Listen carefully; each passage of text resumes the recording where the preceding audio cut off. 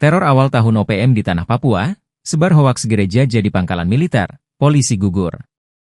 Di awal tahun 2025, OPM sudah beberapa kali bikin teror.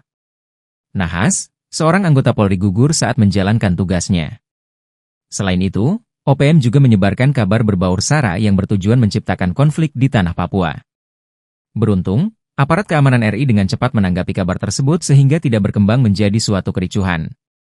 Awalnya, beredar kabar aparat keamanan RI menjadikan gereja sebagai pangkalan militer.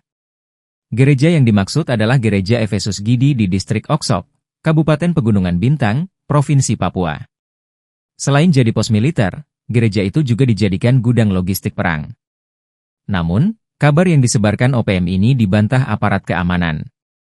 Kasatgas Humas Operasi Damai Kartens, Kombes Pol Yusuf Sutejo, menegaskan tuduhan tersebut disebut tidak berdasarkan fakta.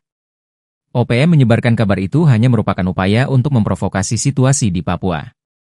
Ia menegaskan situasi di distrik Oksok saat ini kondusif. Sementara itu, beberapa hari sebelumnya, anggota Polri bernama Bribtu Iqbal gugur diduga karena ditembak OPM. Kepala Operasi Damai Kartens, Brigadir Jenderal, Brigjen, Faizal Ramadhani, mengatakan, almarhum Bribtu Iqbal Anwar adalah salah satu personel Operasi Damai Kartens. Kejadian bermula Bribtu Iqbal Anwar bersama-sama personel Damai Kartens lainnya, pada Jumat, 17 Januari 2025, sore sedang melakukan patroli keamanan di sekitar PT AMO. Pada saat pemeriksaan tersebut dari sisi kanan tanah tebing muncul suara tembakan ke arah regu patroli tersebut. Dan salah satu peluru dari tembakan tersebut mengenai Bribtu Iqbal Anwar, ujar Brigjen Faizal.